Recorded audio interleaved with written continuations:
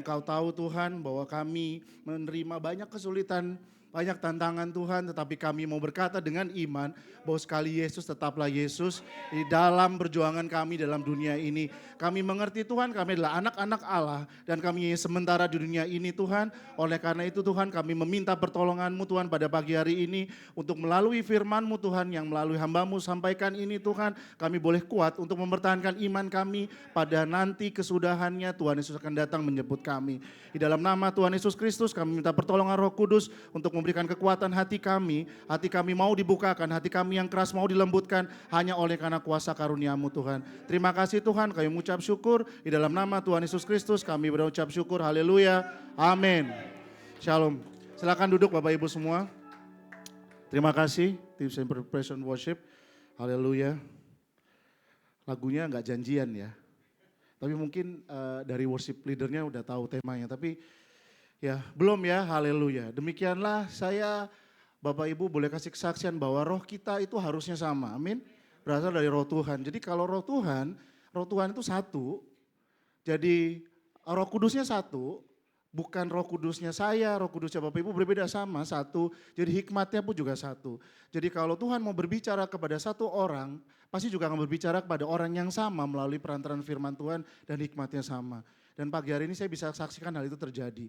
Karena pada pagi hari ini tema khotbahnya adalah tentang berani berkata cukup.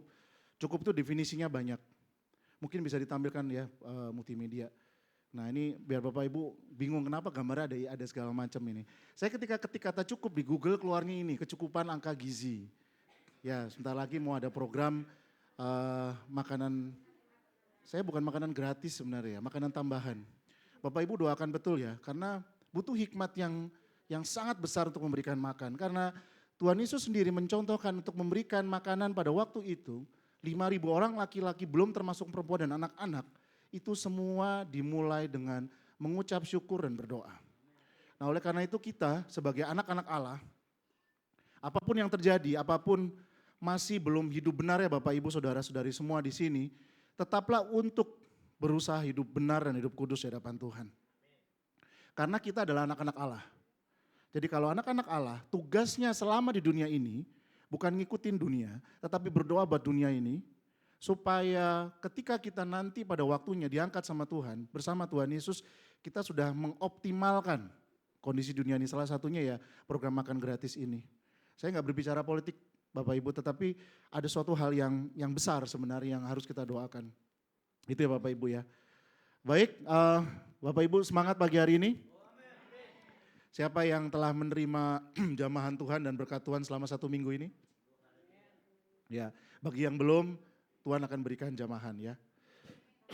Oke, untuk berkata cukup, sebelum kita akan baca firman Tuhan, Bapak Ibu saya mau lihat Bapak Ibu semua untuk melihat ini. Ini adalah semua ciptaan Tuhan, termasuk ada bumbu-bumbu, ada susu, ada ikan. Jadi berkata cukup itu sebenarnya sebuah pilihan. Saya ketika ngelihat slide ini, ngelihat oh ya ini bisalah untuk menjadi penyambung ya. Karena definisi cukup itu banyak. Tapi kalau kita lihat, kalau kita sangat kelaparan mungkin kita bisa habisin semua tuh. Sampai bumbu-bumbu aja udah habis. Cabe, apa itu paprika yang gak jelas itu ya. Yang orang tuh kebanyakan gak makan habis. Tapi ada yang bilang saya cukup dengan makan telur aja 1. Saya cukup dengan mungkin 1 ikan. Saya kurang kalau belum makan daging. Saya rasa belum 5 sempurna kalau minum susu. Jadi berkata cukup itu sebenarnya pilihan, Bapak Ibu semua. Jadi kita memilih untuk berkata cukup karena kita mengerti sebenarnya dasarnya untuk berkata cukup apa. Oke, ke slide selanjutnya kita akan baca bersama-sama firman Tuhan dulu. Di 1 Timotius 6 ayat 6 sampai dengan 10. Jadi perikop ini mengenai judulnya ini sangat tajam, yaitu tapi kita nggak baca satu perikop ya, kita hanya baca sampai 6 dan ayat yang 10. Tapi kalau Bapak Ibu lihat di Alkitab yang tertulis maupun ada di Alkitab yang di digital, itu judul perikopnya adalah mengenai penyakit bersilat kata dan mengenai cinta uang. Oke, udah siap semua ya? Kita baca bersama-sama. 1 Timotius 6 ayat 6 sampai dengan 10. Demikian firman Tuhan, 1, 2, 3. Memang ibadah itu kalau disertai rasa cukup memberi keuntungan besar. Sebab kita tidak membawa sesuatu apa ke dalam dunia ini dan kita pun tidak membawa apa-apa keluar. Asal ada makanan dan pakaian cukuplah.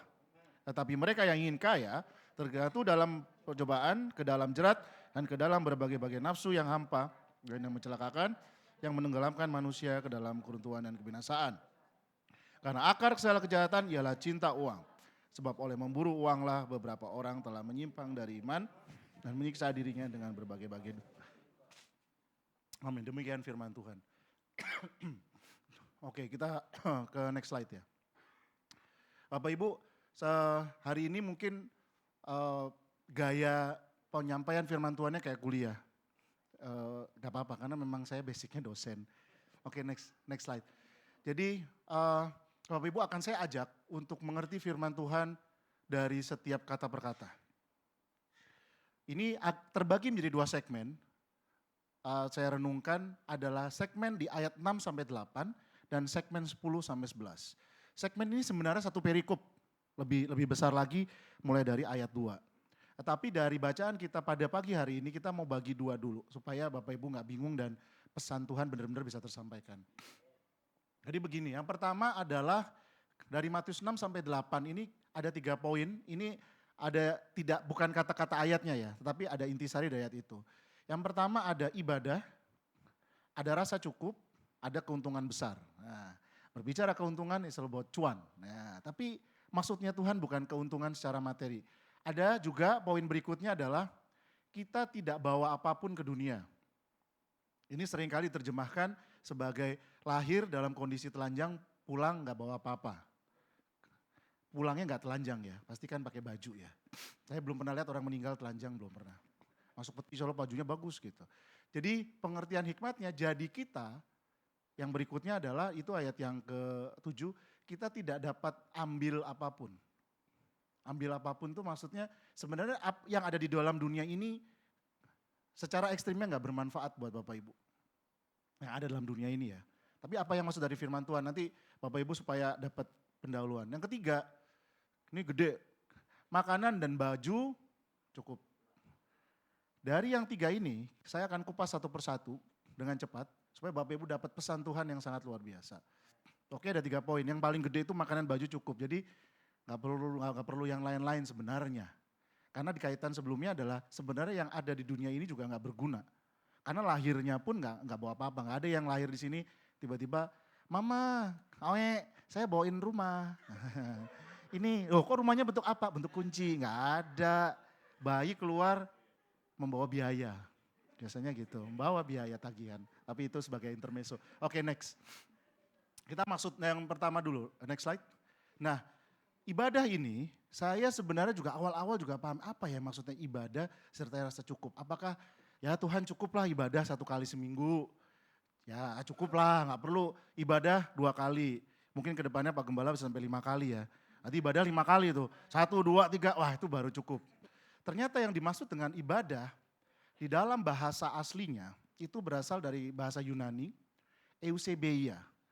Kenapa saya bawa angkat ini? Karena di terjemahan bahasa Inggrisnya di New International Version atau New King James Bible, itu isinya terjemahannya adalah godliness. Jadi kesalehan atau diri ini mau ditujukan kepada Tuhan. Godliness itu hampir istilahnya menyerupai Tuhan. Jadi kita mau serupa dengan Kristus. Yang lebih dalam lagi sebenarnya kita mengasihi Tuhan. Jadi maksudnya ibadah dalam tujuan untuk mencapai kita hidup, bukan hidup baik ya, tapi hidup saleh. Definisinya saleh itu lebih dalam lagi dari sekedar baik, tetapi adalah hidup yang mengasihi Tuhan. Itu kalau disertai rasa cukup, Tuhan tekankan adalah memberi keuntungan besar. Jadi kita hidup baik ini, berusaha hidup baik itu kalau enggak merasa cukup baik, itu akibatnya adalah kita akan merasa rendah hati. Bukan rendah hati, rendah diri lebih tepat ya, minder. Kayaknya saya kurang suci, Tuhan. Pak, Bapak bisa berdoa enggak doa buat kami? Waduh, saya ini apalah saya ini saya belum orang benar gitu. Saya enggak bisa berdoa buat orang, nanti Tuhan ngomong apa gitu. Ayo Pak ke gereja, Ibu ke gereja, aduh kemarin baru melakukan berbuat dosa, saya malu menghadap Tuhan. Jadi sebenarnya kita hidup tidak kudus itu bukan berarti terus kita nggak bisa beribadah, nggak bisa menghadap Tuhan. Kalau kita hidup berdosanya memang sengaja, kita salahnya sengaja, itu ya jelas kita sudah nggak berkenan di hadapan Tuhan. Tetapi kalau di dalam kelemahan kita, kita berusaha untuk terus kuat, terus kita berusaha nggak apa-apa Tuhan, saya kemarin ngomong kata-kata kasar, saya berusaha untuk penuh dengan kasih, saya nggak bisa ngampunin orang, saya masih kepahitan sama orang. Tapi saya mau menghadap ke hadirat-Mu ya Tuhan dengan segala kelemahan ini. Jadi kalau Bapak Ibu ada yang punya masalah di rumah, di kantor, di tempat pekerjaan dengan teman, kalau kita mau beribadah, kalau kita mau hidup saleh dengan rasa cukup, cukup itu bukan berarti ya udahlah nggak apa-apa namanya manusia itu bersalah enggak. Tapi kita cukup bahwa kita yakin bahwa kita ini cukup sebenarnya. Jadi jangan ngerendah-rendahin kita. Oh kita tidak begitu layak lah di hadapan Tuhan. Siapa yang tahu? Nggak ada yang tahu. Itu akan memberikan keuntungan besar. Maksudnya adalah kita akan menghadap Tuhan dengan rasa kita bisa tinggalkan beban. Dan meninggalkan beban di zaman-zaman sekarang ini memberikan keuntungan yang besar. Kita bisa tinggalkan sakit hati kita. Kita tahu lah Tuhan saya masih belum bisa ngampunin. Tapi semoga dari ibadah gereja hari ini saya bisa ngampunin orang. Kayak begitu. Jangan, Tuhan saya gak bisa ngampuni, udah saya jalan-jalan aja ke mall, healing. Nanti kalau saya harus sudah bisa mengampuni, saya datang kembali ke gereja. Itu tidak memiliki rasa cukup. Karena saya pada waktu tengah ibadah, di 1-2 Korintus 12 ketika Paulus bilang, ini saya kok ada utusan iblis ya datang terus Tuhan. Tuhan bilang begini, tetapi jawab Tuhan kepadaku, cukuplah kasih karunia bagimu. Cukuplah. Paulus dari seorang yang hebat, tahu Alkitab, ahli Taurat ya. Terus mengalami kelemahan tuh dia gak bisa terima. Dia mengalami serangan iblis gak bisa terima. Karena harusnya kan gak begini, harusnya kan gak begitu. Tapi Tuhan jawabnya, cukuplah kasih karuniaku. Sebab justru dalam kelemahanlah kuasaku menjadi sempurna. Jadi Bapak Ibu yang diminta sama ibadah rasa cukup tuh bukannya mentoleransi hidup kita untuk salah. Ya apa namanya manusia itu gak boleh dipakai hikmat itu. Tetapi saya masih manusia Tuhan. Saya masih belum bisa sabar. Saya bawaannya pingin mukulin orang. Saya bawaannya pingin banting-banting barang. Saya bawaannya gak gampang ngampunin orang. Itu dibawa kepada Tuhan sehingga nanti kasih karunia Tuhan akan diberikan kepada kita sehingga kita bisa terus punya koneksi sama Tuhan. Dari akar ini, akar Eusebia ini sebenarnya Yunaninya itu adalah sebuah dewa. Tapi pemahamannya adalah supaya orang ngerti ya pada waktu ditulis dengan bahasa Yunani. Jadi Eusebia itu sebenarnya sebuah dewi karena dia digambarkan entitasnya sebagai perempuan yang menggambarkan suatu kesalehan, hidup benar gitu. Jadi kenapa pakai Eusebia? Jadi saya udah cari hasil katanya itu. Jadi Bapak Ibu ya, ayat ini dimulai, setengah perikop ini dimulai dengan kita harus punya rasa cukup dengan diri kita terhadap Tuhan. Amin. Akan terbuka kunci berikutnya. Next slide. Apa yang disebut dengan Tuhan keuntungan besar? Yuk, next slide.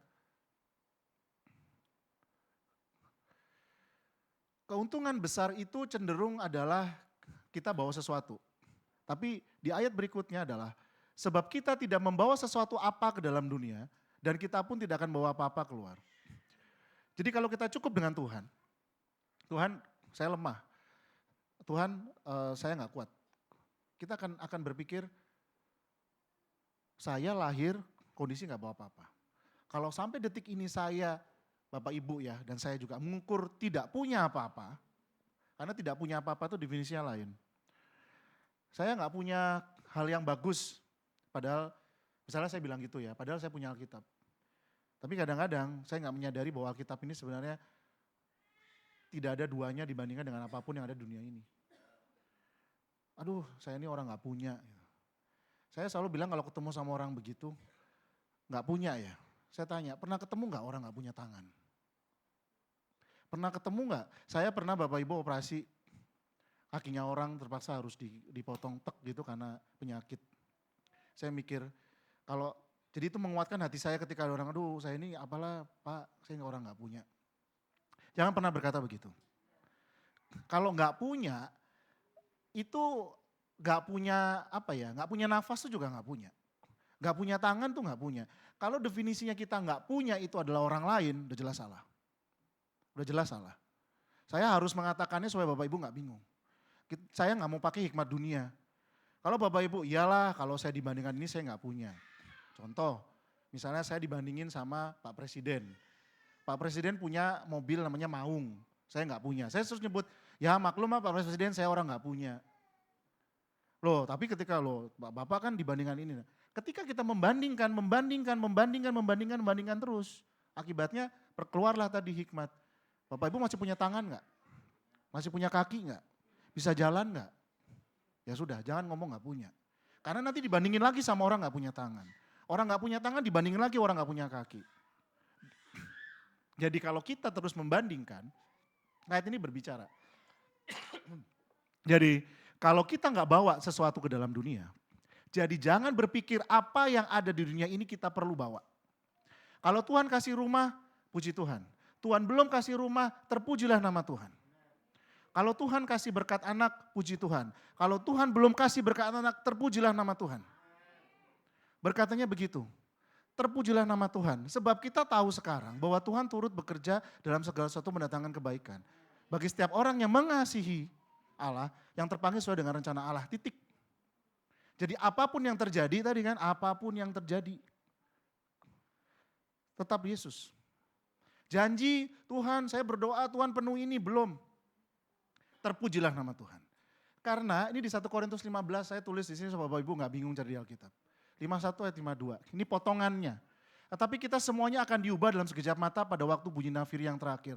Ini adalah suatu peringatan yang tidak perlu diterjemahkan lain.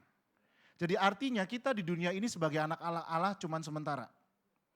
Ya, saya nggak ngajarin Bapak Ibu untuk tiba-tiba punya inspirasi menjual semua harta kepada Tuhan lalu mengikut Tuhan.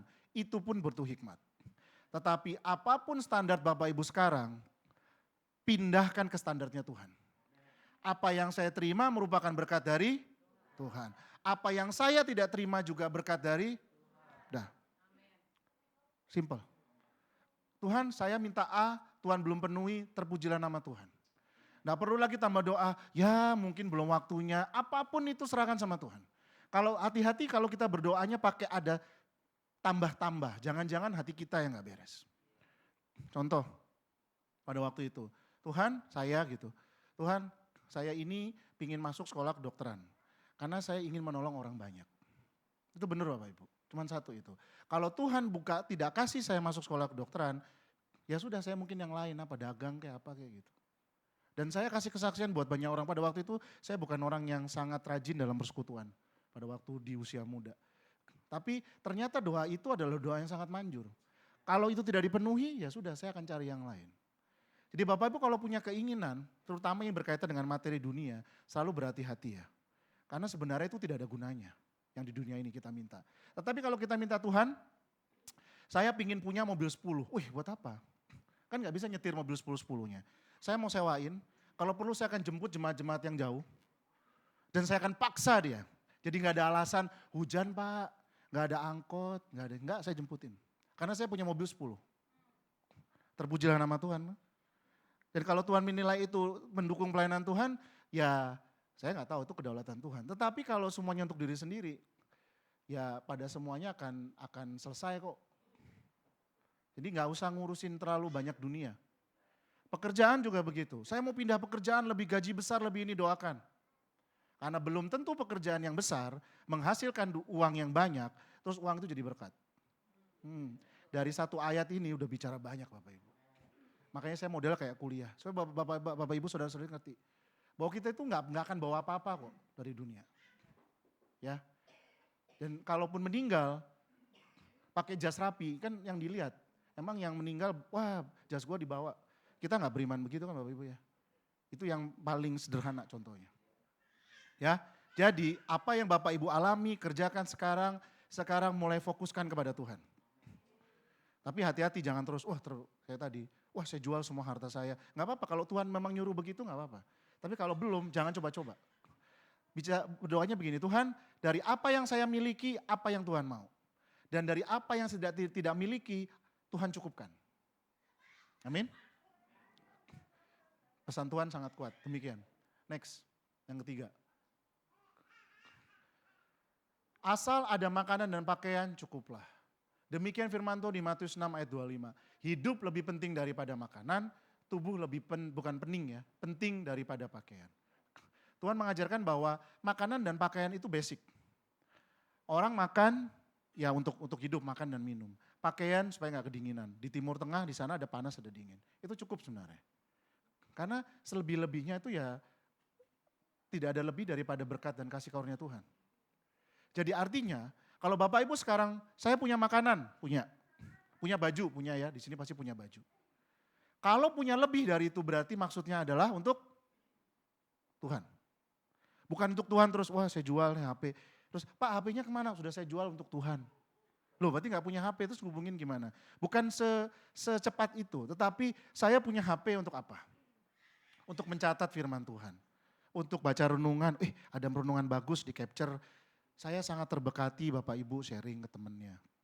Itu contohnya. Bukan sharing gosip, berita hoax. Wah ini Pak Presiden kita, aduh. Wah ada orang yang ngomongin penjual es teh. Ya bolehlah itu penjual es teh. Lihat ya Bapak Ibu ya. Itu suatu tanda. Pekerjaan Tuhan sekarang jauh lebih cepat. Jauh lebih akselerasi. Kalau Bapak Ibu mau ikut dalam pekerjaan Tuhan, berdoa. Hal-hal yang seperti ini yang lucu-lucu ya. Sampai dikomentarin sama Perdana Menteri suatu negara tetangga. Kok bisa ya orang kayak gitu ya? Nah, kalau ya mohon maaf misalnya kalau saya gitu ngata-ngatain orang masih wajar. Oh iya emang orang dunia. Ya kan? Ini orang yang luar biasa. Jadi mulai orang-orang yang terkenal, mulai ini mengganggu, mulai menghambat pekerjaan Tuhan, dia bisa potong ini, cak. Bukan cek terus mati, enggak. Jangan pernah Bapak Ibu doakan hamba-hamba Tuhan yang enggak benar dengan, dimatikan aja Tuhan, jangan. Tuhan bertindak atas mereka. Ya, bertindak memang apa, serahin sama Tuhan. Contohnya itu tadi. Ya, penjual tehnya terberkati. Jadi, balik lagi ke sini. Kalau apa yang Bapak Ibu dapat berkat lebih, tanya sama Tuhan. Jangan sembarangan pakai. Ya, jangan sembarangan pakai. Saya sempat doakan untuk saya punya keinginan. Dan Tuhan kasih hikmat begini. Itu boleh, karena hasil dari pekerjaan. Tetapi coba pikirkan kembali. Dari apa yang saya inginkan, yang kamu inginkan, yang saya inginkan. Kalau itu dipergunakan dalam kerajaan Tuhan, bagaimana dampaknya? Bapak Ibu boleh nggak beli baju nanti Natal? Boleh. Tapi apakah beli bajunya harus 10? Mentang-mentang sale, karena sekarang lagi banyak sale kayaknya. Wah beli 10, nanti katanya Pak Gembala buat Natal 2025, 6, 7. Enggak usah, secukupnya. Kalau bisa beli 10 berarti yang 9 buat puji Tuhan. Dapat hikmat begitu ya. Karena mungkin ada orang gak bisa beli baju loh Bapak Ibu. Kan gak tahu kita. Saya dapat sale kemarin. Buy one get one, kalau buy one get one, buy one, totalnya 9, 10. Saya cuma butuh 1. Yang 1 ini sebenarnya saya suka, tapi buat apa berlebihan? Ya udah 2 buat saya deh, 8 buat siapa, saudara. Kita mulai jangan dari orang asing dulu lah, saudara dulu. Itu maksudnya, hidup ini lebih penting dari makanan. Kalau punya makanan lebih, bagi. Jadi kalau makan jangan ingat ya, Bapak Ibu tahu gak idenya ini dari mana? Dari Tuhan. Bapak Ibu nanti agak ngelirik sedikit yang sana ya.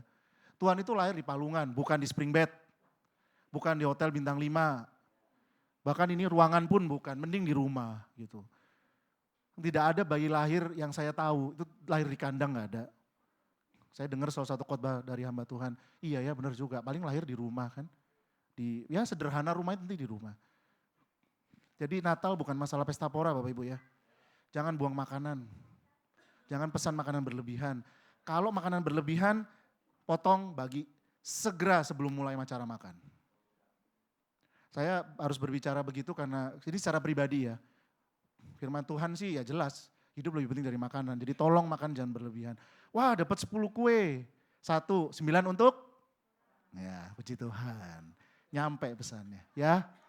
Jadi ini Bapak Ibu, mulai dari kebutuhan dasar. Kalau kebutuhan dasar sudah dipenuhi sama Tuhan, berarti berikut-berikutnya, Tuhan saya mau apa ini untuk pekerjaanmu, untuk pekerjaan Tuhan tuh bukan hanya di gereja Bapak Ibu ya, di keluarga. istri saya, suami saya, anak-anak. Jangan dikit-dikit dibeliin A, dibeliin B, beliin C, beli ini, beli ini, beli ini. Saya di rumah juga ada sepatu berapa ya? 5. Tapi semua fungsinya masing-masing. Saya ngomong begini, Bapak Ibu bisa cek kok di rumah. Saya nggak pernah mau hipokrit atau munafik. Pak buat apa beli sepatu 5? Iya, karena satu untuk rumah sakit, satu untuk gereja yang ini, satu memang untuk sepatu olahraga, satu untuk yang kalau jangan cepet, yang satu sandal. Itu. Kalau lebih, ya beliin sepatu buat orang. Kalau nggak mau beli sepatu buat orang, ya berarti untuk apa? Pekerjaan Tuhan, untuk kita simpan, untuk investasi. Jadi jangan semuanya untuk diri sendiri. Ya Bapak Ibu ya, karena tulisnya firman Tuhan begitu, cukupkanlah dengan apa yang ada. Next slide. Ini yang 9, 10. Tadi kita udah tahu 3 poin. Sekarang Tuhan masuk ke dalam hal yang sangat spesifik. Yang 9 sampai 10 ada ingin kaya. Kemudian akar kejahatan cinta uang. Wah ini sangat populer, jadikan quote-quote di Instagram. Dan ada poin memburu bukan sang, tapi uang. Ini komputernya bandel ini, ganti-ganti terus. Iya, memburu uang. Ada 3 poin, ingin kaya, cinta uang, memburu uang. It's all about money. Ada di sini Bapak Ibu bilang, aduh kalau ada uang semua beres. Stop ya. Saya itu pernah orang dengar kayak begitu. Hamba Tuhan lagi. Saya bilang, waduh saya masuk dalam proses kependetaan terus gimana gitu. Udahlah nanti waktunya Tuhan, kalau waktunya Tuhan bicara. Saya melihat, saya berangkat dari jemaat. Kalau ada hamba Tuhan yang ngomong begitu, Bapak Ibu langsung berdoa, kalau Tuhan suruh tegur ya. Karena uang ini bagi Tuhan, itu adalah hal yang simple. Kan dibilang kan firman Tuhan, barang siapa setia dalam perkara-perkara kecil, dia akan setia dalam perkara besar. Perkara kecil itu bukan sekedar tidak mencuri, bukan. Perkara kecil itu adalah bagi Tuhan kecil, duit. Jadi hati-hati sama hal-hal yang kecil. Uang ini berbahaya. Jadi jangan pernah dalam hati, aduh Tuhan kalau saya punya uang 100 pasti semua masalah ini beres. Oh ya, kalau gitu kenapa banyak artis Korea lompat dari gedung? Artis Korea lagi ya. Sorry ya Chester ya. Kenapa kok banyak, ya nggak usah artis Korea kita ganti, Shred, Amerika, selebriti yang kaya raya, penyanyi, apalah sebutin, di koran kan banyak, cari aja, artis Amerika bunuh diri, keluar. Ya orang nggak punya uang pasti sedih ya jelas lah, saya juga sedih. Tapi orangnya kebanyakan uang kok, harusnya kan bisa jalan-jalan ya, mau naik jet nggak turun-turun juga bisa, tinggal sama beruang di kutub juga bisa, terus sawer-sawer duit nih, duit, kan bisa. Apapun yang bikin happy, tapi kok gak happy? Jadi bagi Tuhan tuh uang tuh yang simple.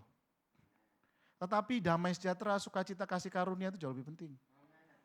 Oke, kita lihat ya. Ingin kaya, apa maksudnya ingin kaya? Next slide. Karena pikir, wah berarti orang harus miskin, salah. Nih, tetapi mereka yang ingin kaya, saya udah nyari akar-akar bahasanya tetap sama, ingin kaya.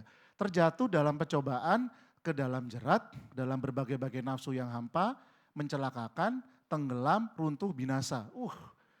Ini kalau peribahasa jatuh tertimpa tangga, berguling-guling, lalu digigit anjing, masuk selokan. Nah coba, ingin kaya. Siapa yang ingin kaya? Gak berani ya. Siapa yang mau diberkati Tuhan? Nah, diberkati Tuhan berarti bukan cuma ingin kaya, kan Bapak Ibu baru sadar kan, wih salah ya, jangan kaya ya, diberkati Tuhan. Semua cukup, Tuhan mau bayar uang sekolah cukup, puji Tuhan. Tuhan masih ada yang bisa ditabung, Tuhan masih bisa makan, meskipun harga-harga sayur udah mulai gak jelas begini naik. Tuhan bensin naik, Pertalite udah naik belum ya? Sudah ya? Masih ditahan. Pertalite belum naik, Pertamax yang naik, ampun. Pertalite itu bentar lagi katanya naik, Tuhan katanya pajak 12%.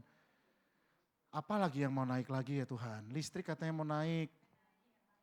Jadi jangan kaya Bapak Ibu, tapi diberkati Tuhan. Karena kalau kita pingin kaya, jangan tadi mikir, wah kalau gitu saya butuh belanja 10.000, duit 11.000. Wah sisa cuma 1.000. Coba kalau saya punya 100.000, kan pasti saya punya 90.000. Ya kan, mikirnya begitu kan. Saya harus pingin kaya kalau gitu. Ketika pingin kaya, kenapa Tuhan mengarahkan ke dalam pencobaan? Karena kita akan berpikir, nah yang cepat apa nih, ya kan? Kalau kita bikin usaha, bikin toko, bikin apa itu lambat. Di sini ada beberapa businessman dan businesswoman. Butuh usaha. Tapi pingin cepat apa? Masuk orang. Bro, kemarin cair. Nah ini bahasa-bahasanya nih. Saya udah lihat bahasa di berapa? Oh iya, gue deposit segini, cair gitu. Tipu. Itu belum saham. Saham bahaya nanti, saya bisa dimarahin orang ekonomi. Judi online. Banyak berita-berita bagus, masuk segini jadi gini. Dulu trading apalah, trading robot. Ketika ingin kaya, saya nggak ngomongin judi lah, nanti ada yang tersinggung. Di luar tersinggungnya, yang denger, khotbahnya nanti dimasukin YouTube, tersinggung nih saya. Masalah dulu trading. Trading istilah trading ya, perdagangan online. Itu kelihatannya kan kayak perdagangan orang biasa. Ya orang dagang saham lah katanya apa koin, bitcoin segala macam. Tetapi ketika dasar orangnya pingin kaya, dia ambil uang pensiun, dia ambil uang ini sekian miliar dia masukin karena ada dapat kabar bunganya 30% sebulan. Mana ada, di bank aja nggak ada bunga nabung segitu, yang ada tambah kecil, potongan pajak. Tapi karena ingin kaya, akhirnya uangnya hilang. Tuh, masuk yang mana? Langsung belakang, menenggelamkan manusia ke dalam keruntuhan dan kebinasaan. Sementara firman Tuhan berkata demikian di Filipi 4 ayat 19. Allahku akan memenuhi segala keperluan menurut kekayaan dan kemuliaan dalam Kristus Yesus. Ini konteksnya berbicara tentang pemberian. Jadi sebenarnya kenapa kita berdoanya harus spesifik, Tuhan berkatilah saya dan cukupkanlah saya apa yang saya butuhkan. Karena Tuhan akan memenuhi segala keperluan siapa? Keperluanmu, Bapak Ibu, keperluan saudara-saudari semua. Menurut kekayaannya Tuhan dan kemuliaannya. Jadi Tuhan gak akan mungkin ngasih berkat yang tidak memuliakan Bapak Ibu. Gak mungkin. Kalau kaya, ambil contoh tidak di sini. Ini contoh Bapak Ibu, kisah nyata. Kisah nyata beneran. Nanti kalau saya ceritain spesifik nanti gak enak orangnya. Bapak Ibu gak kenal sih. Aduh bro capek kerja lah. Iya kita kerja kan gini. Ya boleh lah. Ayo Pet nongkrong sebentar. Di mana? Di sini. Ada banyak cewek cantik. Emang cewek cantik buat apa difotoin gitu sibukin kan enggak kan. Cewek cantik pasti kalau ada di suatu bukan tempat dugem nih, tempat bar ya, tempat minum gitu ya. Itu kan tujuannya bukan untuk dilihat, tapi ada tujuannya itu. Bungkus. Itu kasar. Bilang itu orang loh ya, itu bungkus. Pak bungkus nasi bungkus 1, ya gak apa-apa. Aduh, sadis kadang-kadang orang. Jadi kayak, maaf ya Bapak Ibu ya, itu tuh aduh. Ya itu benar tapi itu kenyataan. Bungkus, ya iyalah bungkus, emang pecel lele depan bungkus. Saya bilang, Mas capek pulang lah. Wah istriku gak ada di rumah, istrinya jauh di seberang provinsi. Saya dalam hati gini, mendingan lu tidur, gak usah kerja 1 hari, lu gak capek, lu gak akan melakukan hal-hal yang, ya kebetulan bukan Kristen ya, berhadapan sama Tuhan, berlawanan sama Tuhan kan. Kan katanya capek, toh? Pingin kaya katanya, kalau kaya ya capek, mendingan tidur. Kalau tidur bangun, ya gak ada duit, gak jadi deh selingkuh. Mana ada selingkuh gak pakai duit, bohong. Mana ada selingkuh ke bar, halo cewek, lihat, model gak ada duit, gak ada yang mau. Lihat itu. Ingin kaya ini loh, saya baru tahu, terima kasih Tuhan udah kasih pengalaman yang bertahun-tahun, beberapa waktu yang lalu. Saya bisa tahu, oh iya. Jadi Bapak Ibu jangan ingin kaya, saya ingin diberkati. Karena kata firman itu kan ingin kaya. Supaya kayanya menjadi berkat ya berkat. Kalau berkatnya jadi kita kaya, bisa bantu banyak orang. Orang minta tolong pinjemin dong 100.000, nih gue kasih. Tidak usah dikembalikan kata Tuhan, kalau ngutangin orang gak usah dibungain dan gak usah balik. Itu karena kita kaya, karena kita diberkati. Dan kita menjadi kaya dan mulia dalam Kristus Yesus, jadi berkat. Bapak Ibu ya, jadi kita jangan ingin kaya tapi ingin kita diberkati. Kenapa kalau kita ingin kaya? Next slide. Tadi Bapak Ibu udah ketemu nih, firman Tuhan berbicara dalam satu benang. Kalau kita ingin kaya, kita udah pasti cinta uang, titik. Nggak cinta suami, nggak cinta istri, nggak cinta anak. Mungkin cinta yang lain, cinta tetangga, cinta orang nggak jelas, karena cinta uang. Semoga yang ketawa itu karena terhibur, bukan karena tersindir. Ya, oke 5 menit. Jadi kita ketika cinta uang, kita akan memburunya, dan kemudian kita menyimpang dari iman. Contohnya korupsi. Dan akhirnya tadi menyiksa diri dalam duka. Capek, sedih. Oh, tempat kerja sadis. Tempat kerja toksik. Padahal firman Tuhan, ini firman Tuhan kasih counter-counter nih supaya Bapak Ibu seimbang. Kenapa kita gak boleh cinta uang? Karena demikian firman Tuhan, janganlah kamu menjadi hamba uang dan cukupkanlah dirimu dengan apa yang ada padamu. Karena Allah telah berfirman, aku sekali-kali tidak akan membiarkan engkau. Dan sekali-kali tidak akan meninggalkan engkau. Ini juga sama. Bukan konteks-konteks yang perlu diterjemahkan berbeda. Enggak. Ini tentang kasih pemeliharaan Tuhan, tentang kecukupan. Berbicara tentang cukup. Next slide. Karena waktunya udah tinggal sedikit. Bapak Ibu ya. Boleh gak punya uang? Boleh, harus ya. Harus bayar pakai apa gitu kan. Tapi tidak boleh ingin kaya dan cinta uang dan jadi hamba. Ini sebenarnya dari slide saya sebelumnya. Bapak Ibu lihat yang gambar yang kiri, itu ada ular sama Hawa. Hawa itu sebenarnya sudah menolak bisikan ular, bisikan setan. Tetapi karena dia dalam hati, karena Hawa tertarik, karena buah ini memberikan pengertian. Terus kalau ditanya, Bapak Ibu pernah tanya, ngapain Hawa perlu pengertian? Nggak perlu, dia cukup aja di situ.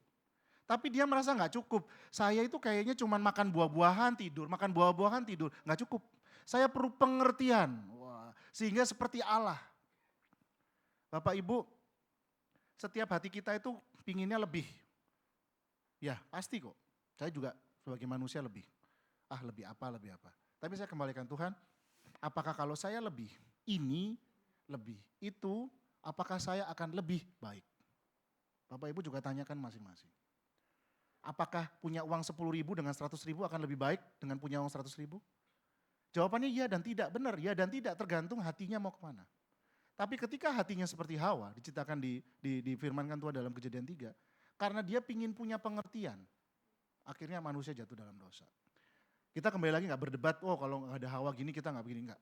Tapi firman Tuhan tunjukin, di dalam akhir-akhir zaman ini, kita harus jangan mau mengikuti apa yang ada dalam hati kita saja. Karena bisa jadi dibajak sama ular. Tapi kita mau kembalikan kepada Tuhan. Dan kita harus kembali lagi ingat di doa Bapa kami, berikanlah kepada kami makanan kami yang secukupnya. Itu poin penutup 2. Jadi kita punya keinginan gak boleh hanya dari keinginan hati. Kita belajar mencukupkan, karena demikianlah Tuhan ajarkan dalam berdoa. Dan ini slide gak usah terlalu bingung dibaca. Itu sebenarnya Matius 5 ayat 3. Di mana sebuah paradoks atau terbalik. Berbahagialah orang yang miskin di hadapan Allah. Karena mereka lah yang punya kerajaan sorga. Bapak Ibu, miskin itu bukan berbicara tidak diberkati. Tidak berbicara benar-benar miskin gak punya uang. Tetapi miskin di hadapan Allah itu adalah, apa yang kita punya ini adalah punya Allah. Amin. Iya dong, kalau kita gak punya apa-apa, ini punyamu Petra. Iya, tetapi ini adalah kasih karunia Tuhan. Jadi ini sebenarnya punya Tuhan, tapi titipin ke saya. Kalau ini punyanya orang lain berarti saya nggak punya kan, saya miskin kan, itu maksudnya Tuhan begitu. Bapak Ibu jangan pernah merasa apa yang sudah di dalam pegangan tangan ini punya Bapak Ibu, saudara-saudari semua. Ya, kalau nggak terjadi kejadiannya kayak orang yang menghina penjual teh. Bisa bekerjanya begitu. Tapi apa yang ada di ini, Tuhan, saya ini miskin di hadapan-Mu. Ini semua kepunyaan-Mu Tuhan. Berikanlah kepada saya untuk mengelola. Berikanlah kepada saya untuk bisa menjadi berkat buat orang, menjadi berkat buat gereja, dan Tuhan tunjukin apa yang harus saya lakukan dari apa yang saya punya. Amin. Bapak Ibu, nanti baca lagi, resapi firman Tuhan, dan yakinlah pesan yang dari panjang ini cukup satu sebenarnya. Mengucap syukur dalam segala hal, dan ingat bahwa apa yang kita miliki ini semuanya berasal dari Tuhan dan untuk Tuhan. Karena pada waktu nanti mungkin kita akan meninggal sebelum Tuhan Yesus datang. Mungkin kita akan tetap hidup ketika Tuhan Yesus datang. Dan ketika itu apa yang kita miliki itu semua akan ditinggalkan. Jadi apa yang kita punya maksimalkan semuanya untuk kita bisa bertahan hidup. Apapun ya, saya nggak ngomong banyak sedikit.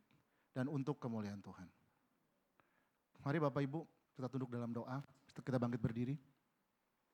Kita tunduk dalam doa, kita mau minta pertolongan Tuhan, kita mau minta kelengkapan semua dari Tuhan. Kita mau merendahkan hati di hadapan Tuhan. Kita mau mengakui segala dosa kita. Tuhan Yesus, kami menghadap kehadirat-Mu Tuhan, kami mengucap syukur. Tuhan telah berbicara bagi kami. Firman-Mu Tuhan ingatkan kami Tuhan, bahwa kami lahir ke dunia ini tidak membawa apa-apa. Dan apa-apa yang dalam dunia ini yang Tuhan berikan kepada kami itu adalah untuk berkat dari-Mu Tuhan, dan kami akan kembalikan kepada-Mu Tuhan untuk mendukung dalam pelayanan pekerjaan-Mu Tuhan. Membayar apa yang harus kami bayar, semua tagihan, makanan, minuman, baju, dan juga nanti untuk kami persiapan Natal dan semuanya. Tapi kami juga mau mengingat bahwa berkat-berkat-Mu juga Tuhan ada untuk orang luar sana perlu kami bantu. Dan juga berkat ini kami boleh simpan, kami tabung untuk masa depan kami, untuk menyiapkan untuk anak-anak kami generasi berikutnya, dan bukan hanya untuk kami sendiri. Yang mengucap syukur Tuhan ingatkan kami untuk kami gak boleh cinta uang, kami tidak boleh ingin kaya, tapi kami mau diberkati Tuhan. Sebab ketika Engkau berkati kami menjadi kaya menurut-Mu Tuhan, dan kami dimuliakan, dan kami bisa boleh jadi berkat buat semua orang. Tuhan, kami mau merendahkan diri di bawah tangan Tuhan yang kuat. Sebab firman Tuhan berkata ketika kami merendahkan diri di bawah tangan Tuhan yang kuat, pada waktunya Tuhan akan tinggikan. Dan kami mau serahkan segala kekhawatiran kami, pergumulan kami, permasalahan kami dalam tangan-Mu, sebab Engkau yang memelihara kami. Tuhan Yesus, melalui perantaraan Roh Kudus yang ada dalam setiap hati kami, ingatkan kami Tuhan untuk boleh selalu hidup benar dalam kebenaran firman Tuhan dan menjalankan firman-Mu. Kami ucap syukur dan terima kasih untuk pagi hari ini, untuk semua hal yang Engkau berikan pada kami, sekarang akan datang. Dalam nama Tuhan Yesus Kristus kami berucap syukur. Haleluya, amin. Silakan duduk Bapak Ibu, Tuhan Yesus.